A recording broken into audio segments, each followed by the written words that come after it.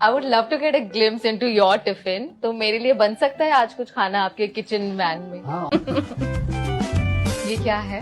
ये बीटरूट की टिक्की, लेकिन याद रखना मेरे खाने में कोई मसाला नहीं है, कोई मिर्ची नहीं है, नमक?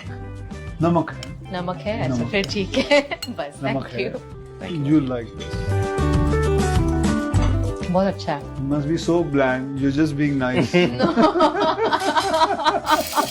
I can see it on your face. It is so bland. इसके अंदर ना कोई मसाला है, ना कोई टेस्ट है।